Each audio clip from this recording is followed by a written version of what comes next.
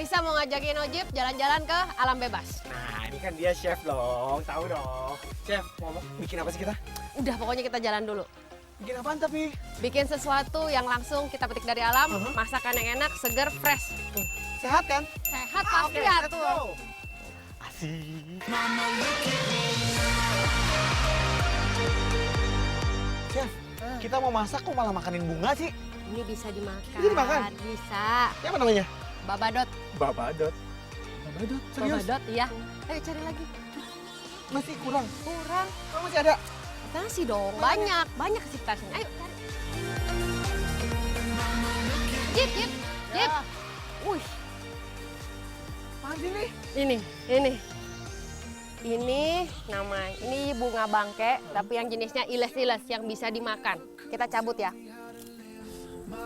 Wow. Jadi Ini umbi yang kita makan, Oh. tapi harus diolah dulu, nggak bisa langsung karena gatel. Oke, berarti ini harus kita olah dulu ya. Guys, ini keren banget. Bisa aja nih Chef Risa. Yuk, let's go, udah nih beres ya. Oke, Let's ayo. go. Guys, lihat nih yang kita dapatkan setelah eksplor tadi. Kita petik-petik. Apa aja sih tadi? Ingat Lupa nggak namanya? Ada babadot. Babadot yang mana nih? Ini babadot. Ini yang ungu nih babadot namanya guys. Nah, Terus kemudian ini ada daun balakacida. balakacida Ya, ini Oke. daun sana. sana. Ini bunga jintan nih ini. Ah, ini jinten nih tadi Ya. nih. Ini banyak banget. Cuman Chef Risa belum jelasin sama Ojib. Mau bikin apaan sih? Mau nanam buat taruh di vas bunga begini, cakep juga sih. Dari tadi kita di sini petik-petiknya tumbuh-tumbuhan mungkin salad ya. Nanti Nanti jadi dimakan, kayak nanti dimakan. Salad liar gitu. Nah, salad Eh, liar. cakep tuh. Salad Salad liar by Salad Chef liar, Risa. oke. Wah. Kita masak salad liar. Bisa ya, langsung ya. Bisa. Oke. Tapi Jip, jangan lupa. Apaan si- sih? si umbi Oh. ini. Ini tadi namanya apa? Ini namanya iles-iles. Iles-iles. Ini tuh lagi happening juga kan untuk yang orang-orang diet, bener gak sih? Bener, ini sebetulnya tuh salah satu bahannya konyaku. Oh, iya iya iya iya.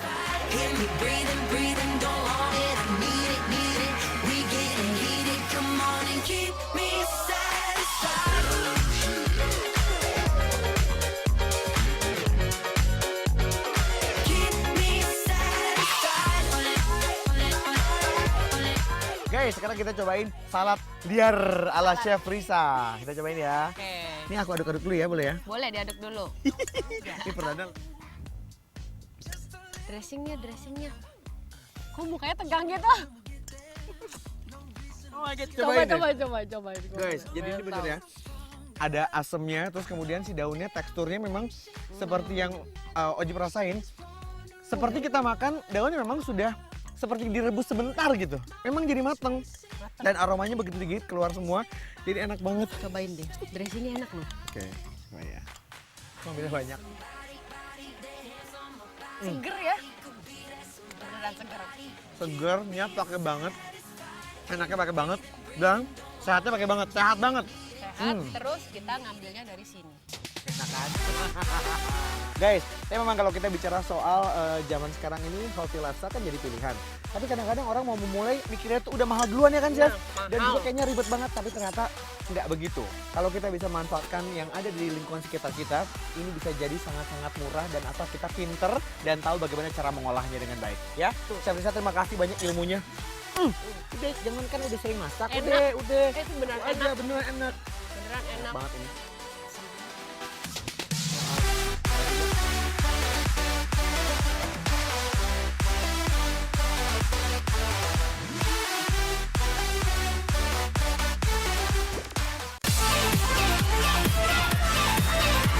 Tahu nggak sih?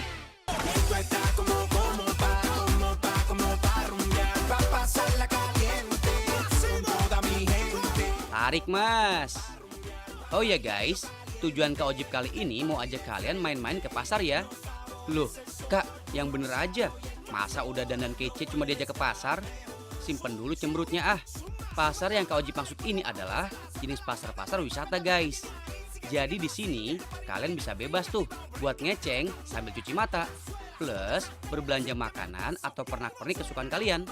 Monggo, dipilih.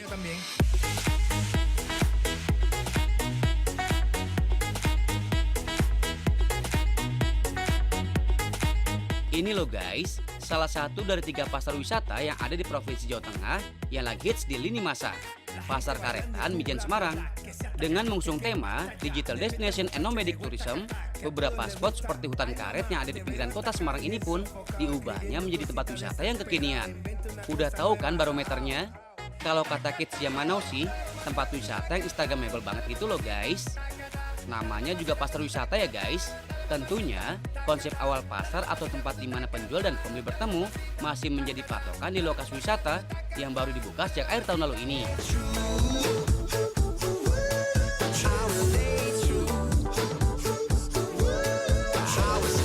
Guys, tiap pasar wisata mengusung tema dan konsep yang berbeda-beda di tiap daerah atau lokasinya ya. Mulai dari isi pasarnya sampai alat yang digunakan untuk transaksi pembayaran. Nah, kalau di pasar wisata Karetan Mijen ini, sistem pembayarannya menggunakan sistem barter memakai kertas guys. Diadaptasi dari alat barter dodol dawet yang biasa digunakan pada saat upacara adat nikahan Jawa.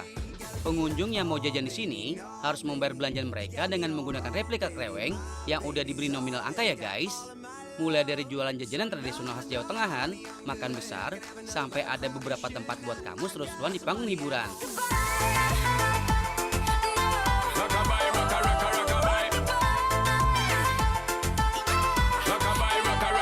Kalau yang ini, kalian pasti suka banget tuh. Jarang-jarang kan kalau pergi ke pasar bisa ikutan belajar nari tradisional kayak gini. Inilah salah satu daya tarik pasar wisata yang buka tiap 1 minggu sekali guys. Tari-tarian Jawa Tengah seperti tari gambyong ini nggak cuma bisa ditonton aja loh, penonton juga bisa ikut untuk latihan bareng loh. Goyang ke kiri, goyang ke kanan, asal sama kamu, narinya jadi makin semangat deh. Ahai, semua serba ada deh. Kalau kalian main-main ke pasar, kayak yang satu ini nih guys. Tempat buat ngasih konsentrasi kamu, biar makin fokus sama tujuan yang kamu inginkan. Bermain panahan, wagela seh.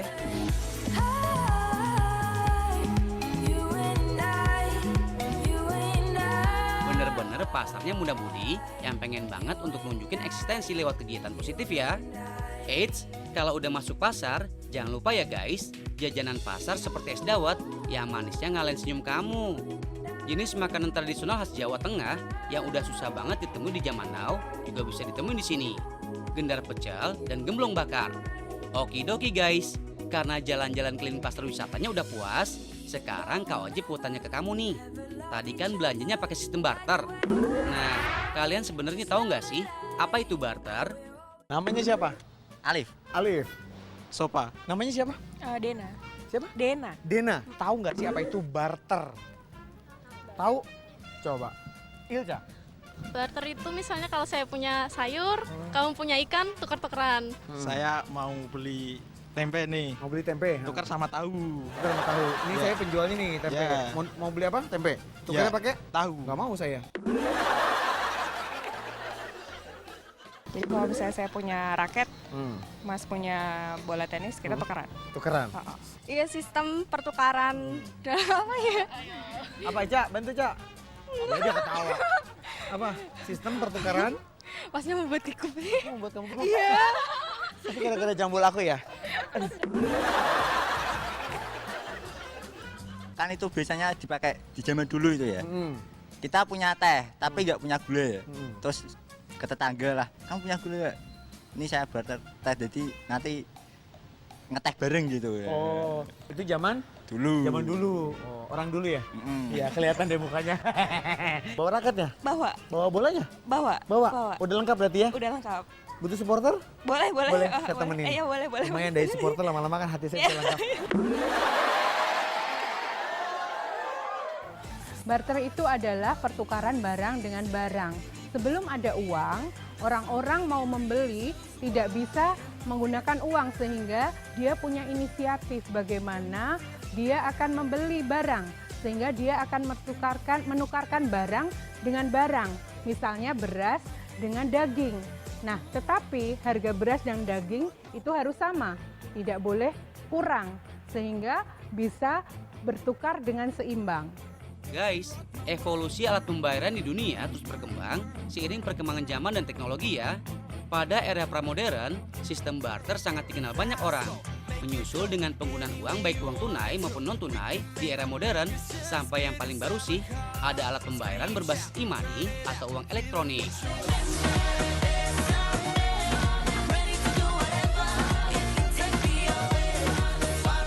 Buat ngilangin dahaga, cari yang seger-seger yuk guys. Ada beberapa referensi minuman khas Semarang dan Jawa Tengah nih. Berwarna merah muda dan putih, inilah si gurih gempol dan pleret guys. Dua topping minuman tradisional khas Jawa Tengah yang gak bisa dipisahin dari kuah santan gurih, gula halus, dan biar makin segar, jangan lupa batu esnya ya. For your info nih, makanan jadul ini biasa ditemuin di beberapa lapak penjual minuman tradisional yang ada di sudut kota Semarang. Nama gempol berasal dari kata jempol karena ukuran makanan berbahan dasar tepung beras ini hanya seukuran ibu jari atau jempol. Sedangkan pleret dalam bahasa Jawa berarti dipelintir karena pembuatannya dipelintir menggunakan tangan.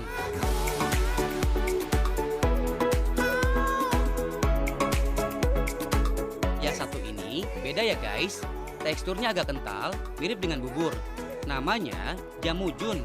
Si jamu yang dijual bukan dengan cara digendong atau dijajakan pakai keranjang layaknya jamu gendong. Jamu pun adalah jenis minuman manis dengan rasa rempah yang kuat yang terbuat dari tepung beras plus campuran rempah-rempah Jawa.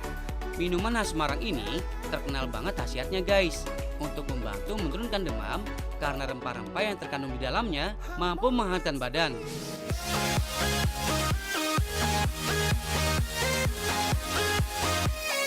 Masih kurang guys.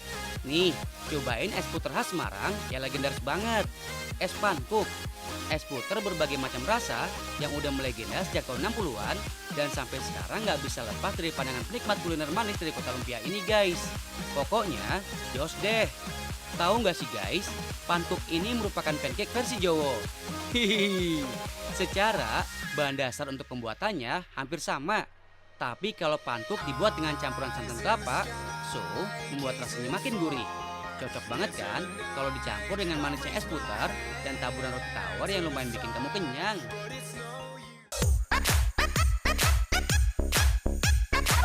Okidoki guys, Kak Ojib masih ajak kamu keliling di sekitaran kota lumpia nih. Kira-kira masih ada yang manis-manis seperti senyum kamu nggak ya? Wih, kalau yang ini sih udah pasti manis maksimal guys. Gak cuma rasanya aja yang enak dengan tekstur lembut dari soft cake-nya yang bikin aku terenyuh. Tapi topping dan isian kuenya ini loh yang bikin aku inget sama camilan jadul khas Semarangan yang selalu bikin kangen. Yap, ini loh guys, kue kekinian yang dipaduin dengan kearifan lokal karya Akamsi yang hitsnya sampai bikin gak berhenti nyobain lagi dan lagi. Tahu gak sih guys, nama makanan khas Semarang yang berbahan dasar dari kelapa ini? Wih, kalian emang juara ya kalau tebak-tebakan soal nama makanan. Wingko babat.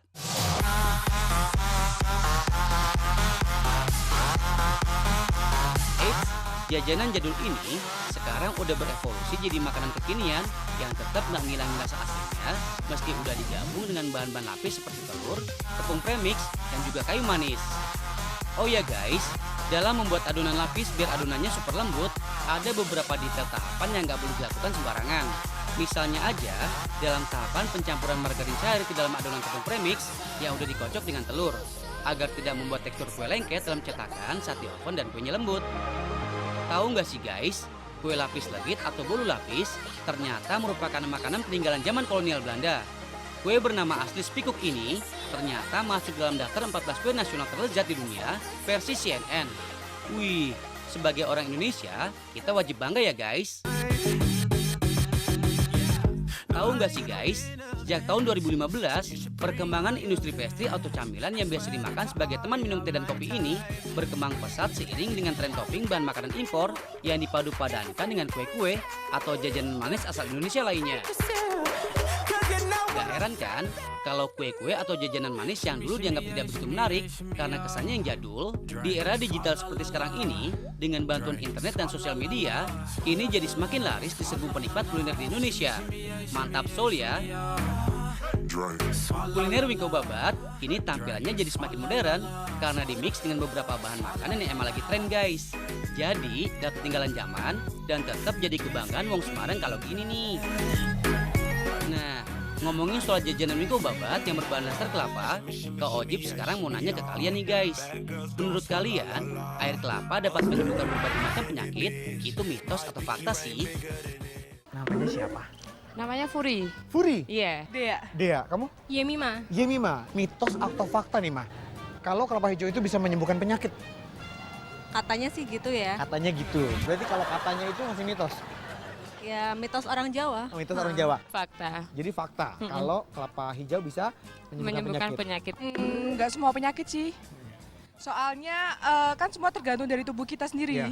Iya. Jadi nggak sepenuhnya fakta. Nggak sepenuhnya, ya.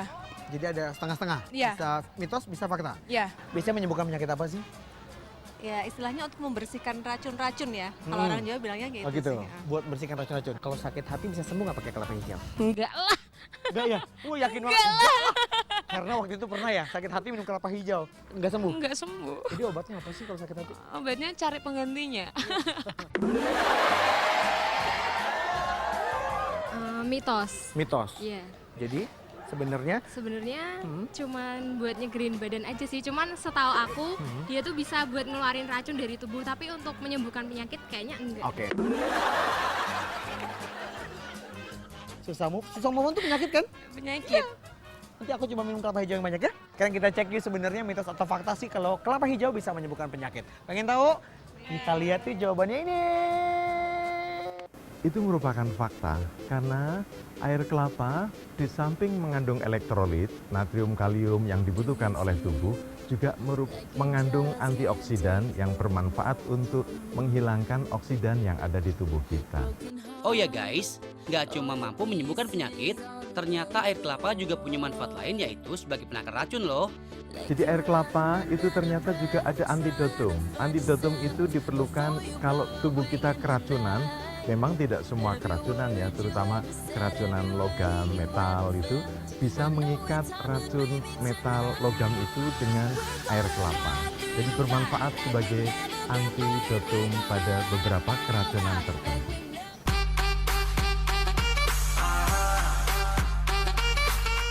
Ngomongin yang manis-manis, nih guys, satu jajanan yang gak kalah legitnya yang berasal dari Kabupaten Semarang. Terbuat dari campuran buah kelapa dan berbahan utama buah labu kuning. Camilan pia labu kuning dan geplak labu yang punya rasa legit dan teksturnya lembut, gak boleh sampai lolos dari pandangan ya. Sikat terus bleh. Guys, kalau lihat buah labu ini, pasti kalian teringat dengan film-film Halloween ya. Meski identik sebagai hiasan pada saat tradisi Halloween di negara barat, buah labu yang gak banyak disukai banyak orang ini, kalau udah diolah secara benar dengan bahan-bahan yang pas, hasilnya nggak kalah enaknya dengan makanan lainnya loh. Satu lagi keunggulan dari buah yang punya bentuk bulat dan berkulit keras ini guys. Ternyata kalau bentuk fisik dan tangkai buahnya masih bagus alias tidak rusak, buah ini mampu bertahan selama 1 tahun tanpa mengalami proses pembusukan baik oleh serangga maupun oleh pengaruh iklim. Keren kan?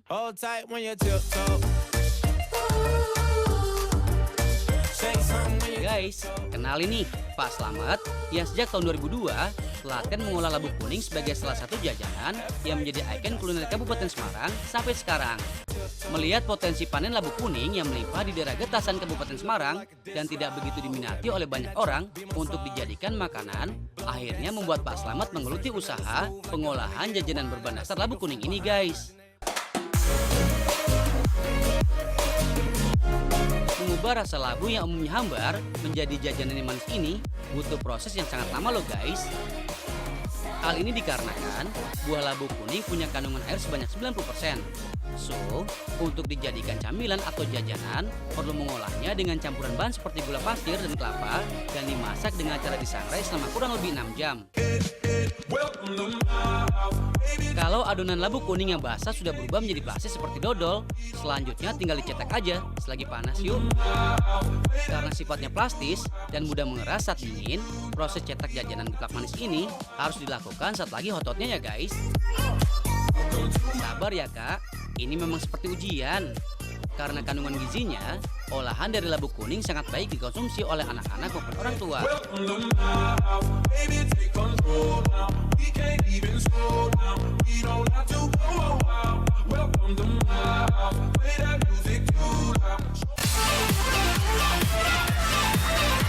Tahu nggak sih?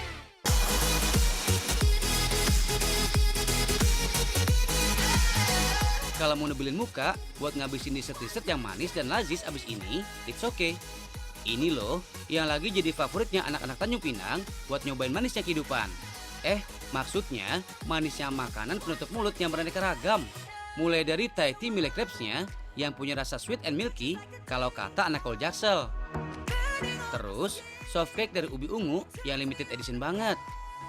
Biar nyemil cantiknya makin kece sih, Kak Ojib saranin buat cobain cherry tea yang punya rasa asam dan sedikit sepat di mulut yang pas banget kalau dikombinasiin dengan makanan manis tadi ya guys. Dessert house yang udah eksis dari 3 tahun lalu di kota Tanjung Pinang ini punya konsep makanan-makanan penutup seperti cake dengan topping atau bahan-bahannya lagi ini lini masa. Kayak jenis milk crepe ini guys. Varian rasa Thai tea emang masih nempel banget di lidah orang Indonesia ya. Thai tea yang mulai eksis di tahun 2016 dijadikan peluang bisnis dengan tepung dan telur menjadi makanan manis seperti milk crepes.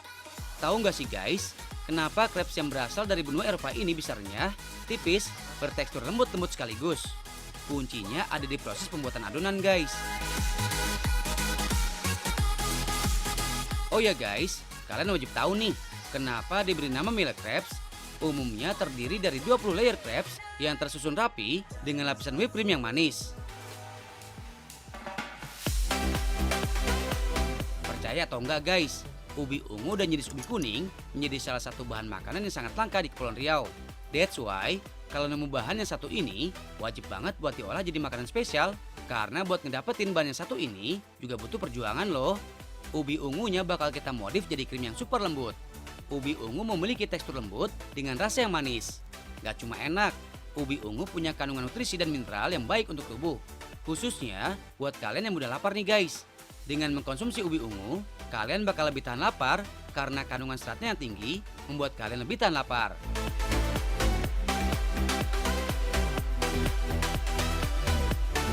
Kalau tempat tongkrongan udah kece dengan menu super unyu, jangan lupa foto dong, biar makin eksis. Kalian nggak mau kan jadi bulan-bulanan karena dicap kudet alias kurang update? Berhubungan dengan kata bulan-bulanan nih, kira-kira kalian tahu nggak sih apa itu mana kata bulan-bulanan?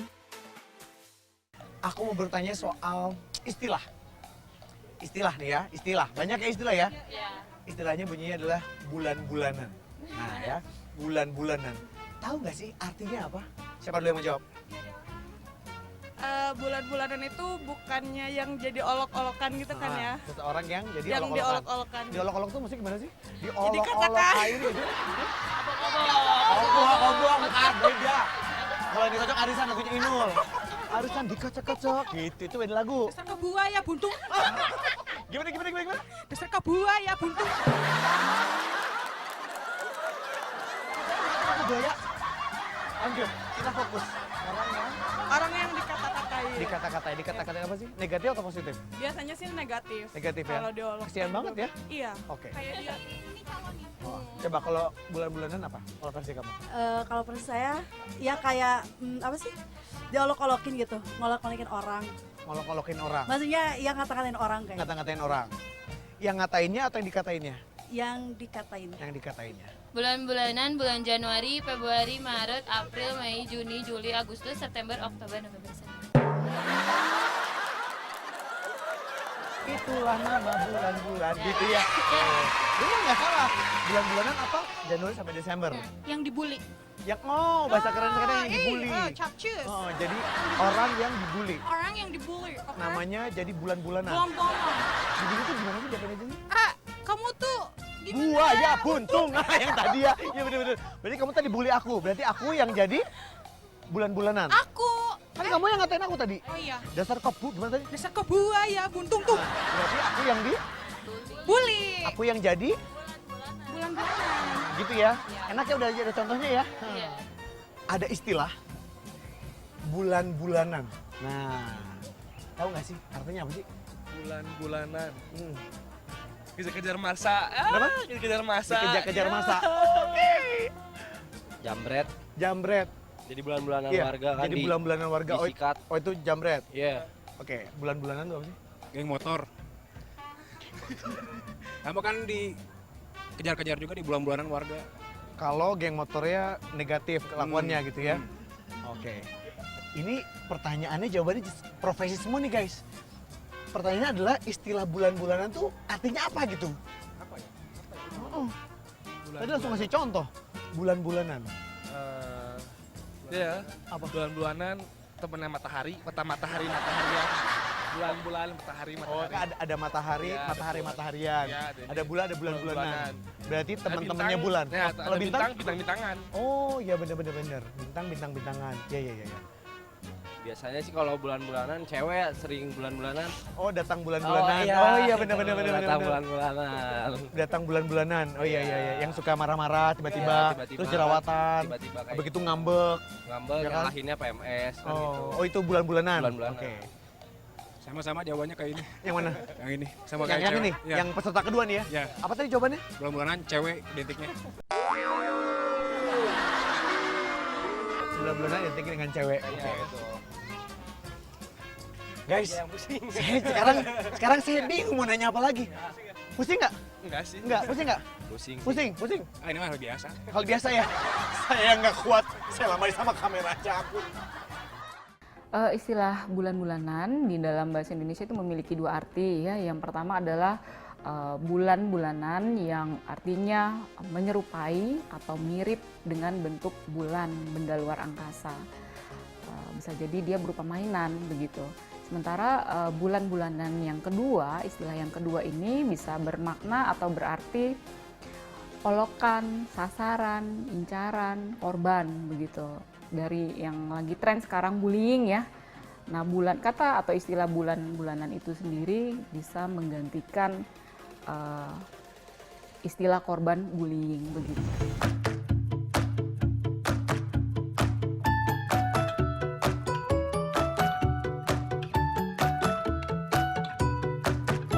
Wagelase ini guys, aneka kerajinan terbuat dari perpaduan bambu dan pelepah pisang. Mulai dari kapal layar, beca, penjual siomay, sampai gerobak bakso, lengkap dengan makanan dan penjualnya. Satu karya dapat diselesaikan selama berhari-hari, bahkan bisa sampai 2 bulan jika ukuran besar dengan tingkat kerumitan yang lebih tinggi. Bahannya terdiri dari pelepah pisang dan bambu. Alatnya sederhana aja kok, cutter, gunting, tang, lem, dan ballpoint. Pak Alilah yang menyulap pelepah pisang jadi aneka karya tuh. Lokasinya cukup jauh dari kota Banjarmasin ya guys. Tepatnya di Desa Tarjun, Kabupaten Kota Baru, Kalimantan Selatan. Kita akan membuat gerobak bakso ya guys. Proses pertama, bambu dipotong dulu guys. Bambu punya batang yang kuat, rata, mudah dibelah, dan mudah dibentuk.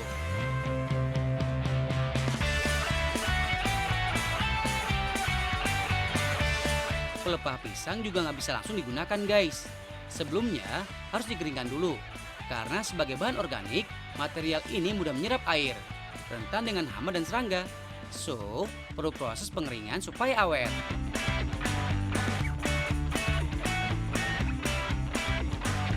Lapisan pelepah pisang yang digunakan adalah bagian tengahnya, atau pada lapisan ketiga dan keempat guys. Karena bagian lapisan itu tidak terlalu banyak kandungan airnya dan gak rapuh.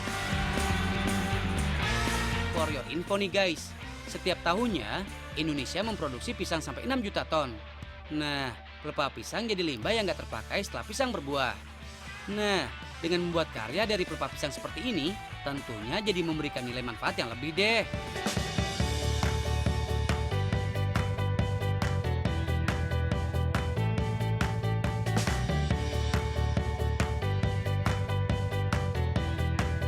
Kalau roda udah terpasang, aneka kelengkapan bakso seperti mie dan tempat bakso dan atap gerobak bisa terpasang juga tuh. Harganya bervariasi guys, mulai dari Rp50.000 sampai ratusan ribu rupiah.